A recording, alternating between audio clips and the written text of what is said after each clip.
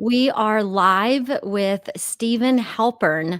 I like to call him the godfather of sound healing. He calls himself a founding father of New Age music and a pioneering sound healer.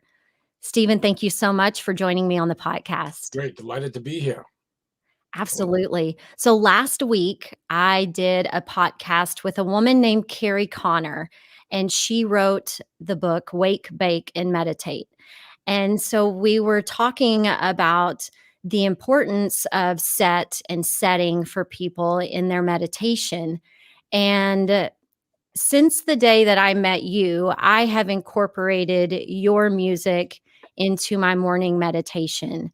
And so I would love for you to dive in a little bit and tell us kind of your background and the science of sound healing, like how all of this fun stuff works. Well, great. One of the reasons I started recording music is after I started my transition from being a jazz and jazz rock musician, where we were paying a lot of attention to the notes and the scales and the melodies and what things go with which chords, very left brain oriented, not what you need for meditation. I was, and still am, a type A, kind of adult ADHD individual, ADD, I guess, where when I want to meditate, when I want to relax, I don't want to wait 20 minutes. And I remember going to music therapists back in the when I was starting out in 1970 and said, what music do you have that could get me relaxed and reduce my stress? And they said, well, we have music by Mozart and Beethoven, all, the classical masters who were not composing with the intention for relaxation. And they said, and if you listen to their, compositions for an hour, you'll be relaxed. And I said, excuse me, if I, after an hour, I'll be so stressed out, it'll be ridiculous. What do you have that can get me there in a minute? And they said, there's no such music that can do that.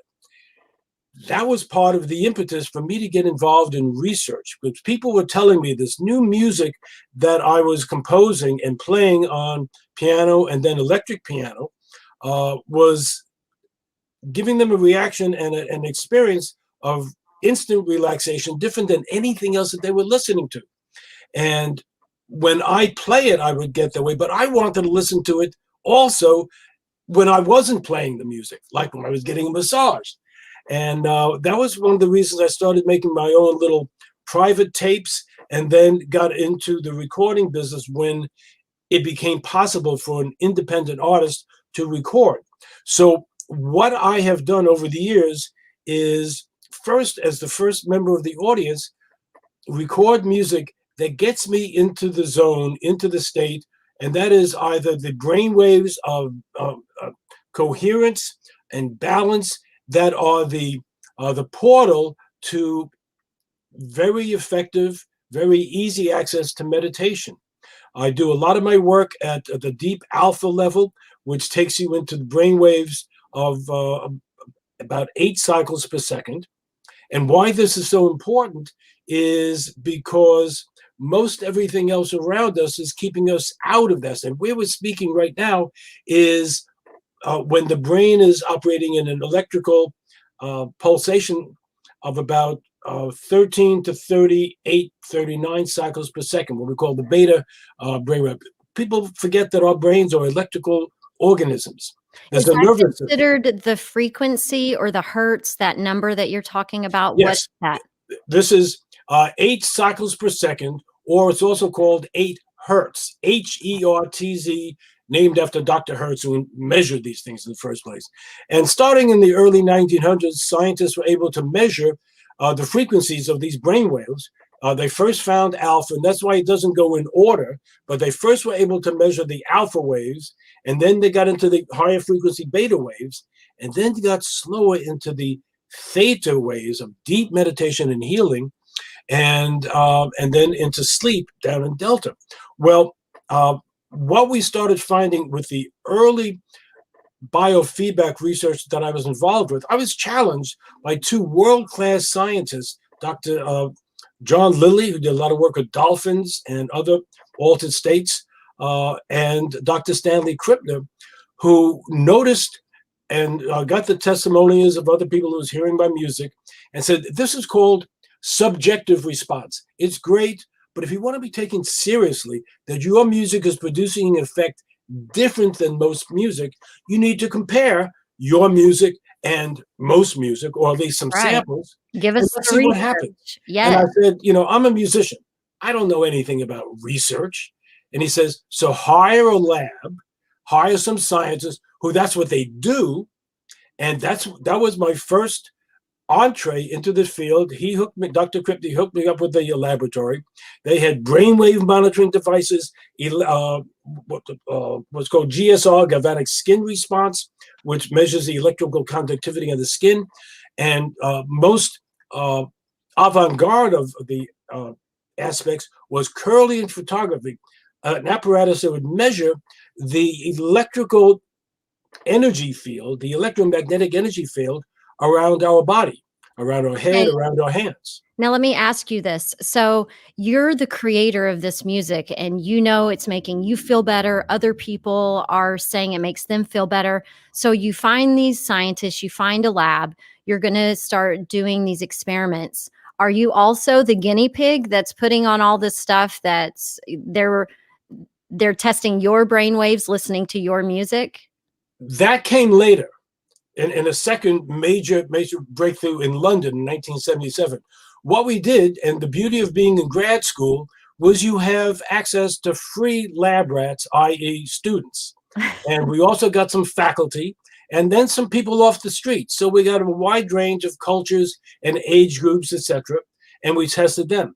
In 1977, when I was at the first Festival of Mind, Body, Spirit in London, I hooked up with the leading brainwave biofeedback scientist, Dr. Maxwell Cade, and I was invited to his lab.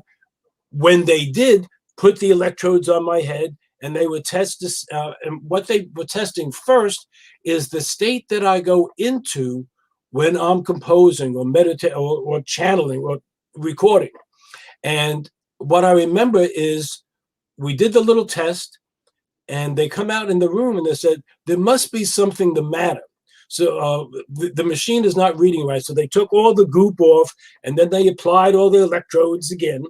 And then they come out and look at me and says, we've only seen this high level coherence pattern, what's called a fifth state, with two other people, Rose Gladden, the leading healer in the UK at that point, 1977, and a Tibetan monk who's been meditating 30 years.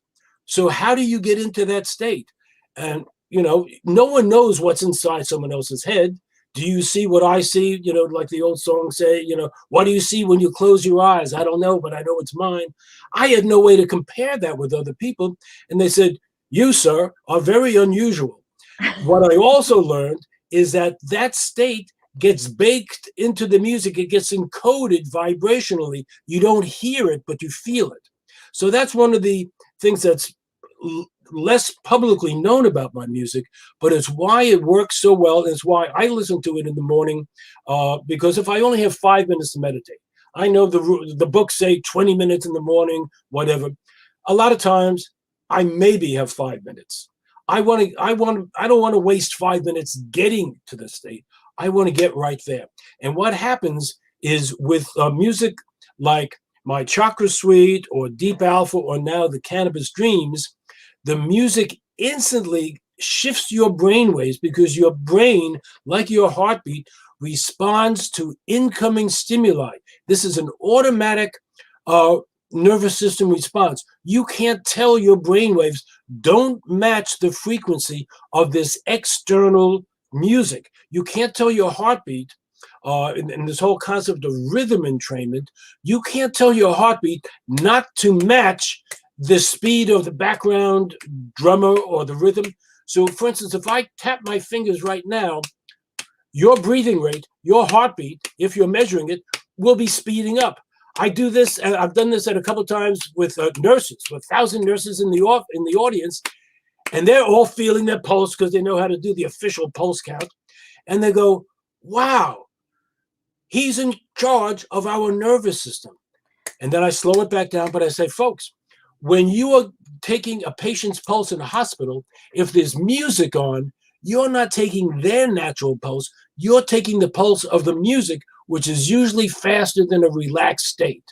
You Now, know there's what? another, right. The other important thing to think about then is all of the chaos that we're around all of the time. All of, Absolutely. the cacophony of sounds outside if you're, driving through a construction zone, or, other people's music. Like, I can physically get uncomfortable listening to, like a raucous jazz beat that is kind of like off tempo and a lot's happening. I'm like, I have to turn that off. It gives me anxiety. Good for you. And many people will get anxiety, but they won't notice it, or they will think, oh, it's really not having an effect on me. Well, the early biofeedback research that I started tapping into because I was invited to their conferences is a stressful response, like even a commercial on TV where the soundtrack is so irritating. I now have to have my remote and the mute in my hand or within easy access because there are so many ads now that are designed to be stressful because they know that'll keep you stressed 10 times the amount of time that you're watching, but it also sets you up for their commercial message. So you will buy their product. They don't do it by accident. They have done much more research than I have or anybody else. It's a real science.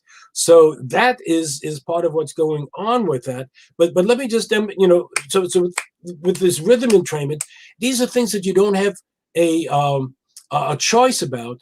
But when you recognize that it's having a stressful effect on your nervous system, on your state of consciousness, on your depression, on your state of being, then you want to take better care of what stimuli comes into you. And some people are more sensitive. So many things in my life. I have always been a very sensitive person. I used to complain to my parents about the sound of the refrigerator because our kitchen table, our dining table was 3 feet from the refrigerator, and the low rumble, I could feel it in my stomach, and it gave me indigestion. So my father would yell at me for having indigestion, and I'm saying, but the sound of the refrigerator, it's messing up my stomach. And he said, shut up. It doesn't affect my stomach, said my father. So it can't be affecting you. How could sound, which you can't see and you can't taste, how could that be affecting you? And part of the reason I got into research was literally to find out if I was crazy or if he was wrong. And I found out that he was wrong. But it gave me Right. a little push to find out. And then when I knew that what I was feeling was true for me, then I started taking much more control about my audio environment, what I let into my environment, what I mask other things with. And one of the uses for my music that people figured out from the beginning in 1975 is you can play the music softly in the background and it'll just cover up a lot of other sounds, but hold the space in a transparent way so you don't even hear the music, but it helps you stay focused, de-stressed, and focused and alert and de-stressed. That's a good trifecta. Yeah, You know? absolutely. And the fact that, these specific sounds and tempos, and they can all make you feel a certain way. Therefore, if you are in control, you can use sound healing in very specific ways. Exactly. So, just this week, I listened to your ADHD mindfulness music while I was working, to keep me at an enhanced state of focus. The deep theta for meditation, the also the cannabis dreams during meditation, and then also manifesting abundance. And so, I had a lot of very different experiences with your music this week. And someone in the notes had said, what hurts is your music being played at.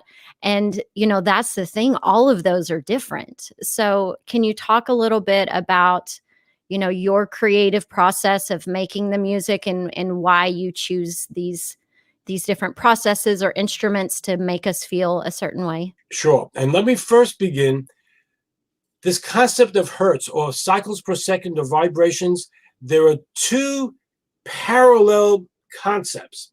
One is what frequency is like the music tuned to is A, like in concerts, the violins and everybody's tuned to A at 440 cycles per second, 440 cycles per second. In Mozart's day, A was lower; it was 428 cycles per second. And there's a lot of research that's suggesting that if music is tuned or played at 432 cycles per second, it will be more healing.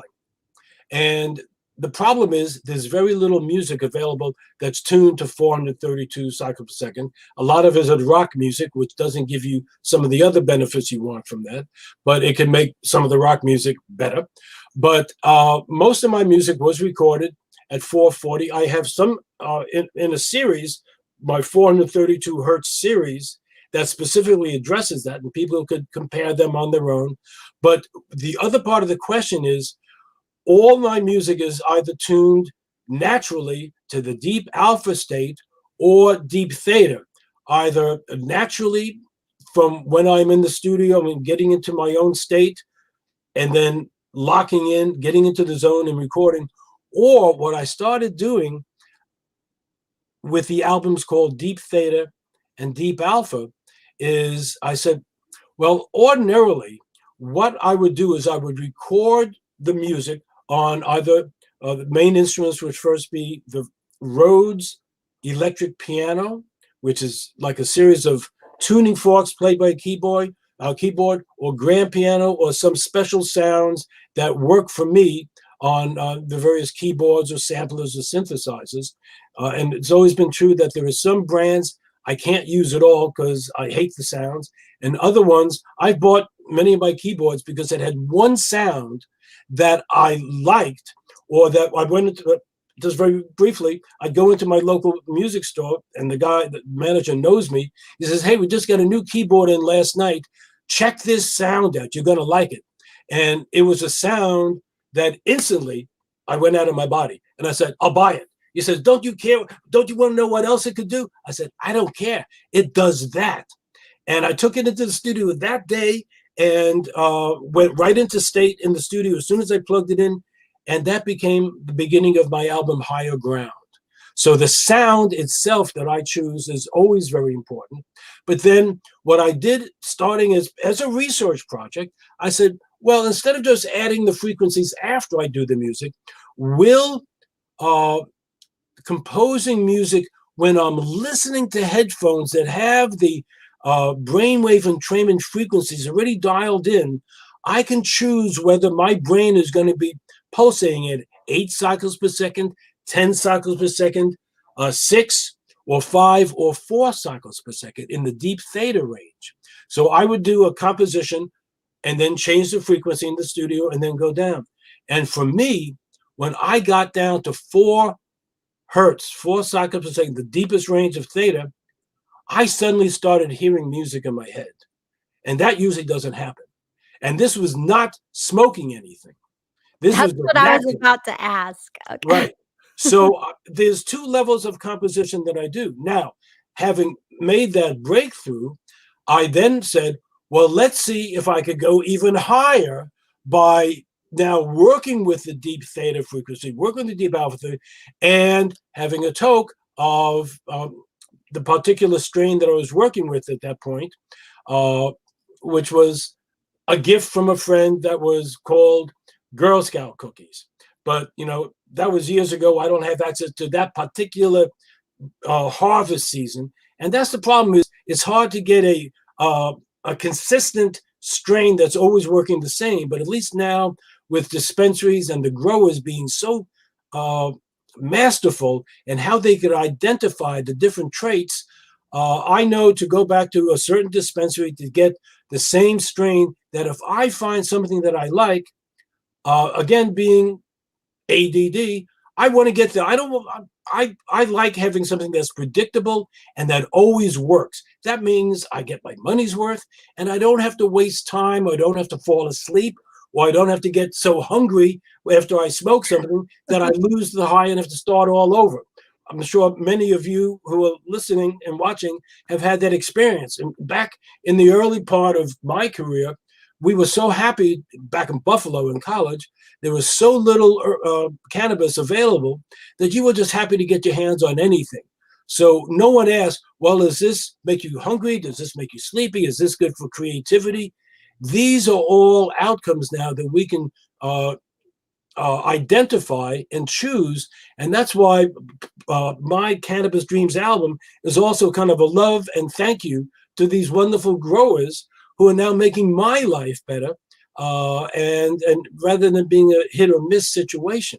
So with Deep Theta, I then would get into overdubbing with listen. And then when I, years later, as things evolved with the album called Cannabis Dreams, I have all the tracks are recorded when my brainwave frequencies in my headphones on the deep alpha range, because that's tuning into the frequency of the earth, the harmonic fundamental vibration that's known as the Schumann resonance. And I'm thinking, marijuana, green, grows in the earth. Let me focus on the earth resonance frequency. So that's why that's at the deep alpha rather than the theta.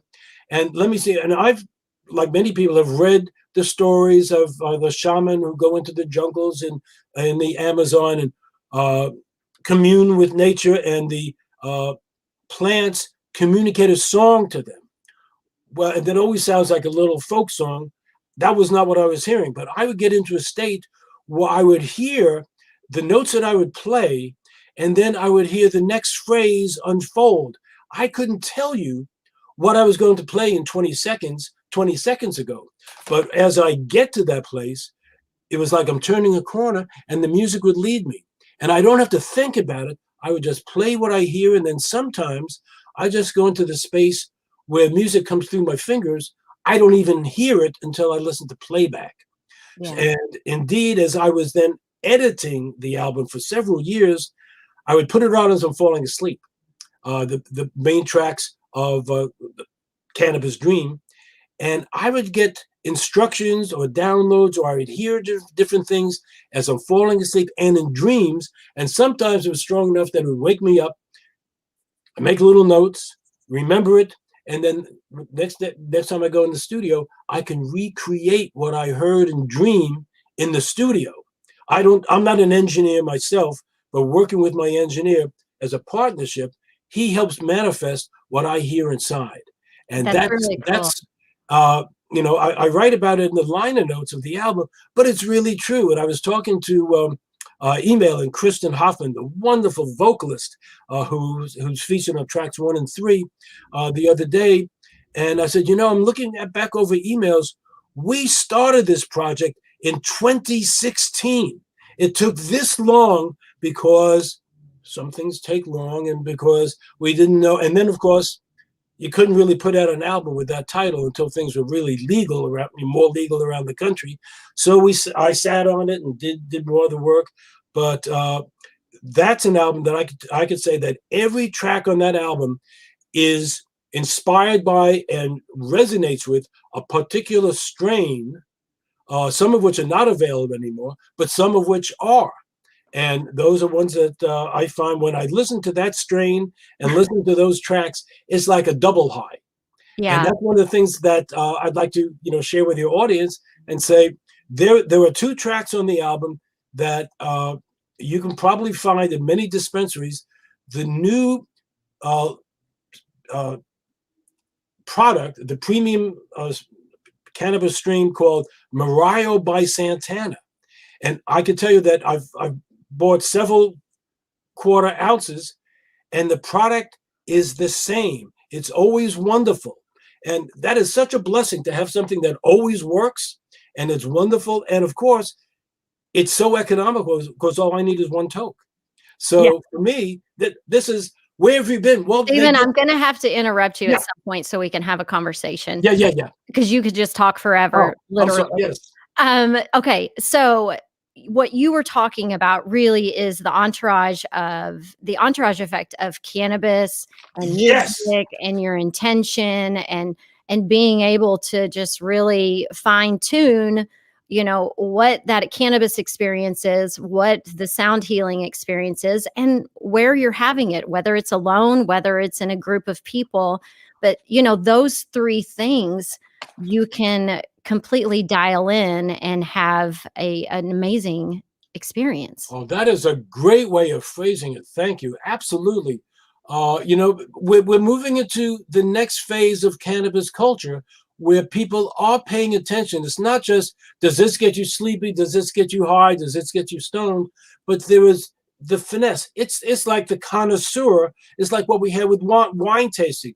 When you move on from just drinking anything and can appreciate the finer aspects of a particular strain, it's a higher, is my experience, and it sounds like your experience too, it's a higher experience. There's more to get out of the individual experiences. And now with so many different varieties to check out, it's a never-ending feast. And the other thing too, when you were doing the tapping experiment about, how it can speed up our pulse and that sort of thing, I find too that finding the right sound healing music for me, that it also very easily helps me regulate my breath. Oh, yes. So you just hit on a very important point. I never used to write about this, but I would share it in my workshops. One of the secrets to my composition and style comes from the mantra, composer, compose yourself. And I do that through meditation. And as I learned early on through my early yoga training, the simplest way to balance your brain waves and to get into a relaxed state is to take slow, deep breaths. So I do that before all my recordings, before my concert, and I play from that state. Now, something else that most people have never figured out, and if we have any musicians in, now you know, but the beginnings and ends of phrases and the times between the tracks on CDs. It may not be that way on the streaming platforms because one song goes right into the next, but I would time the end of a fade out to the beginning of the first note of the next song to a deep yogic breath. And I remember for years, I'm sitting there in the studio in Palo Alto and the engineer saying, "What are you doing?" I said, "I'm timing the time between the songs so it will naturally entrain the listeners to basically force them or to seduce them into taking a deep breath, which then also balances their brain waves, which helps them get higher, which helps them get more out of the music and more into the relaxed." So it's a self-perpetuating cycle, and it's a win-win-win. Yeah, I like that. And you talk a lot about entraining your brain. And, it's dive a little bit deeper into that because, I feel like it is part of that comes from setting an intention and knowing why you're doing what you're doing. So how do we, if we know why we're trying to do the sound healing, we set our intention, how does that entrainment of our brain happen? Well, again, the entrainment happens automatically uh, on two levels.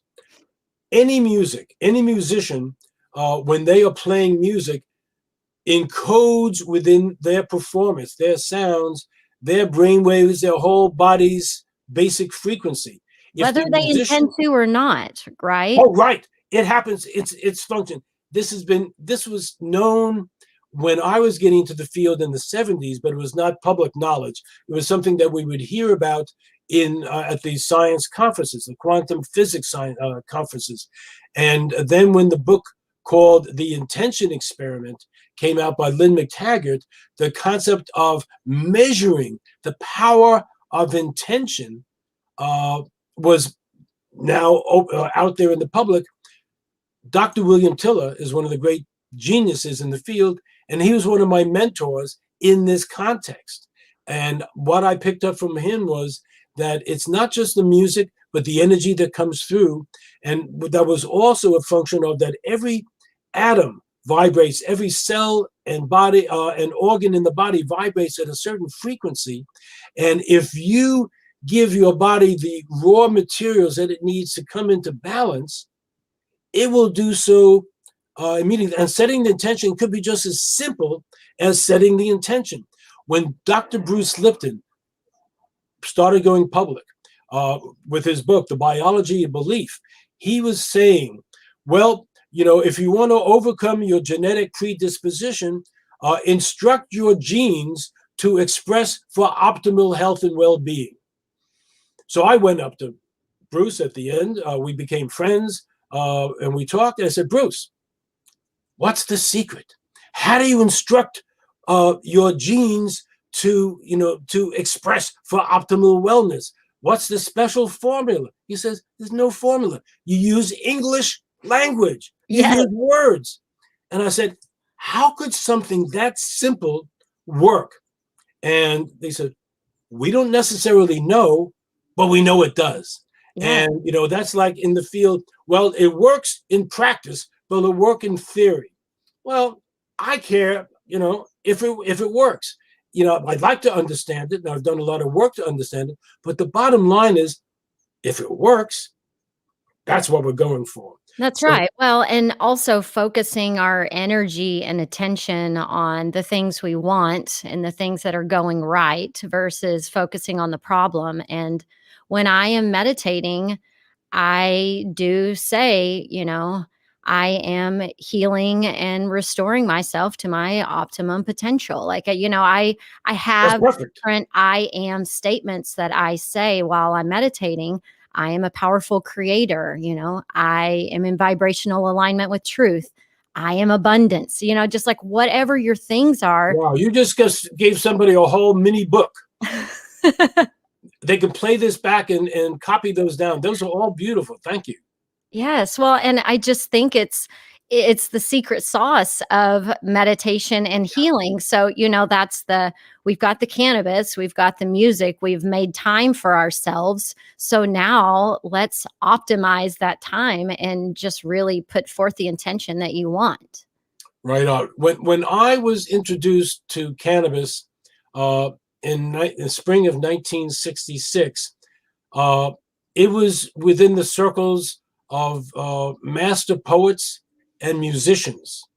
So the concept was not of getting stoned, but just altering consciousness so that you become more creative, more open, and more sensitive to various aspects. But also, and this is something that everybody discovered in the 60s, even before they got into LSD, is when you smoke, cannabis will enhance your perceptions, all your sense perceptions, but particularly relevant for me was it allowed me to hear deeper into the notes. I could really slow down and pay attention to the higher harmonics of some of the instruments. And one of the great lessons and manifestations of that was the end of the Beatles album, A Day in the Life, with that huge piano chord that sustains for days. And then as you really listen, and I'll just mention this, back in the day, we thought that because we were smoking, we were able to hear all those different harmonics and the shifting little melodies. Years later, we found out that the secret was that the producer, whose name I'm blocking for a second, we'll probably remember that one. He had like 5 different pianos, all tuned slightly differently so that he could get all those different harmonics. But because I believed that it was what I was smoking, I could still hear them. Now, years later, once I knew that, I said, I want to set up microphones with my engineer in the studio when I record my piano that will give me more of those inside harmonics that I listen to that get me instantly into a meditative state. So I and my engineer designed some setups of microphones that we would always take down so no one else could copy me. That's one of the reasons when you listen to my grand piano recordings, you'll hear richer harmonics and melodies and washes of sound that you won't hear with most people. Most engineers uh, and most musicians try to get rid of all those sounds. They just want the main note. Well, I want all the entourage effect. And that's also what I listen to get ideas for what the next phrase that I'm going to play with. Because I don't write down most of the music before I play it. I'm right in the moment. I'm in that mindful state, being totally in the moment and getting in the gap between thoughts, getting in the space between the notes. And that's what cannabis could also help you get to, is a space between the notes. So then Yeah. when you combine music that has a lot of space between the notes and you're imbibing, it's again that entourage effect. So tell me, do you have, any of your singing bowls in front of you or anything? You Could you know, I don't, Okay. uh, unfortunately, That's but okay. Well, because one of the things that you had talked about before is, it kind of teaching people how to hear those edges of the notes. So, when we're done here and people go to Spotify or whatever and look up Steven Halpern and check out your music, give us a couple of pointers on how we might listen to the music to hear in between the notes and to take this in. sure. And again, one of my mentors was a great teacher, Alan Watts. Whether you have a Tibetan bowl or a singing bowl or a crystal bowl, when you hit the bowl, and I know we're live, so I can't run and get it right now, and I apologize for that. Uh, the there'll be a main note that you hear that's the obvious sound, but then as you breathe and listen, you will hear a subharmonic coming out, and then with the better bowls, there will then be a higher harmonic that wasn't even there before, but as you listen, it'll become clear. So it's like a high ringing sound, which is why they call it a singing bowl. And this can happen whether you are taking the sound around or hitting it. I have an album called Tonal Alchemy that has a lot of that featured. My album Crystal Bowl Healing 2.0, you'll hear that with crystal bowls, but they have one main sound, but not the higher harmonics unless you add in other bowls, which is what I do on the album. And that's how to begin. And I remember I was in a lecture by Alan Watts in 1972 in grad school. And after he hit the bowl, it was a nice big boom, wah, wah, wah, wah. And you could also listen for that wah, wah, wah, wah, wah sound that you get with some of the bowls. That is organic brainwave entrainment. That's having the same effect. And that's what the priests and the mystics were making these instruments for, because it got them into an altered state. Well, and you And feel it in your body, like the vibration that is expanding from the sound, you can feel that frequency, that energy in your body. And doing meditations where you do some sort of humming or, making sounds where you are matching the vibration of your body with the sounds that you're hearing, that in and of itself is wonderful for immune support and things like yep, that. So our actual physical healing can be affected by listening and feeling in our bodies what's happening. right. Well, absolutely. And again, uh, I look back over my history, and that event was significant because although I loved the sound, I remember thinking in my head, uh, okay, Alan Watts, you've hit it once, you've hit it twice, do something else. And he looked right at me. I mean, I was in the middle, on the aisle, and he looked right at me and says, some of you don't know how to listen to a temple bowl. Let me hit it again and listen to the furthest away note. So I was in my mind as a Western musician, I'm waiting for the next phrase, I'm waiting for the scale, I'm waiting for the pattern. And he said, no, no, no. That's how you listen to classical music or rock, something else. You need to be with the music, you need to slow down, and then it'll open up. And it transformed my relationship with singing bowls And when I was in Japan, I went to a singing bowl factory and found a couple that they have hundreds. And I'm there on tour doing concerts and workshops, but I had an hour, so I went to the shop nearby, and I'm hitting all of them. And I found a couple that, here's how I noticed it, is like, it felt like I had an out-of-body experience. It was an instant meditation, and the two bowls might look exactly the same, but I would say, I want this one. And they say, but this other one is, I want that one. And that's how I found the ones in my collection. And people could find, it's just like finding your own crystal. The concept that as you touch different crystals, one will feel better to you than others. When I first heard that, I said, no way. You can't feel a crystal like that. And the first time it happened, it was like, whoa, this is real. Okay, now let me fine tune that sensitivity. That was the breakthrough. And that's what people can have with sound. Yeah. I mean, just like with our cannabis, we follow our nose. So, it can be with all of the things.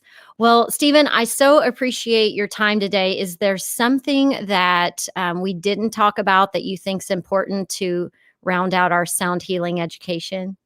Let me give you two other homework assignments for those who are listening. And they come off of the new album, Cannabis Dreams. You'll find track 1 and 3 are related, and track 2 and 4 are related. And the difference is that as I, shall we say, had an extra toke for tracks 2 and 4, as you listen, notice the difference in your elevation, in your high. The basic music is the same, but there are some very significant differences. And then you can choose, and you may want one when you want to be a little more active. Tracks 2 and 4, I could tell you, do not listen when driving. Now, we haven't had a lot of other people's brainwaves tested at this point, but what I noticed with my own experience, and when I've been with my girlfriend, and we get into that part as we're listening in our liaison, we both, excuse me, get out into space. Do you need a drink? At the end of the interview. I've been making you talk. Excuse me. All right. Okay. Now say that again. You're listening to 2 or 4. Do you need to get a drink of water real quick? I do. Fine. Okay. Get a drink. It's totally okay. Oh, wait. I thought I had it handy, but I guess I moved it back out. That's okay, Steven. I had that in the bowl nearby, and I forgot to bring it in.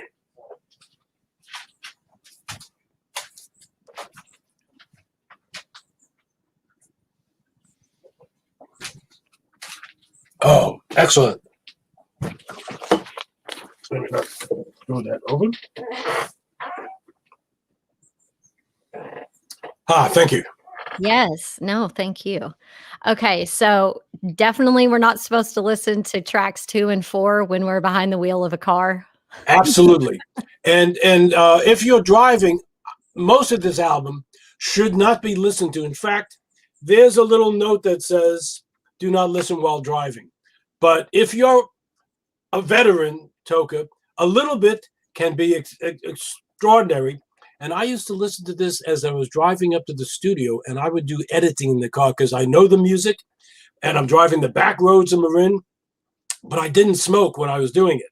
So it was just the music. And I would hear things that I get into the studio, and I'm able to recreate it, because driving, it just helps you float and really takes the stress out. But tracks 2 and 4, as you listen more carefully, notice the difference between track 1 and 3 and tracks 2 and 4. And I could tell you that some of the same notes are played, but you will hear them differently.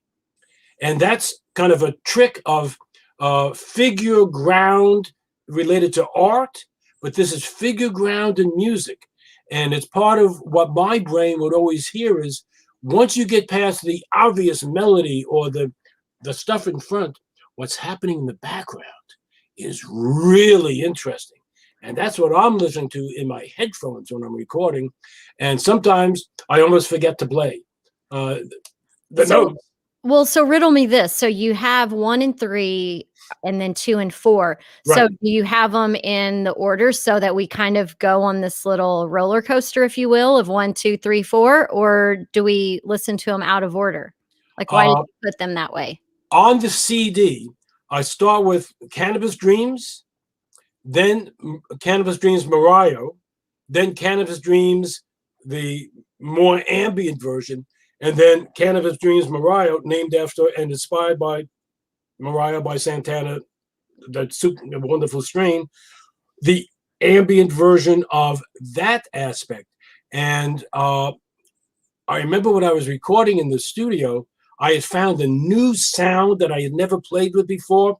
And when I looked down at my body on the piano bench, it looked like I was levitating. So that was the experience that I had when I was recording and mixing, which will then be part of the effect that people will also pick up on, because that was in my whole vibratory field.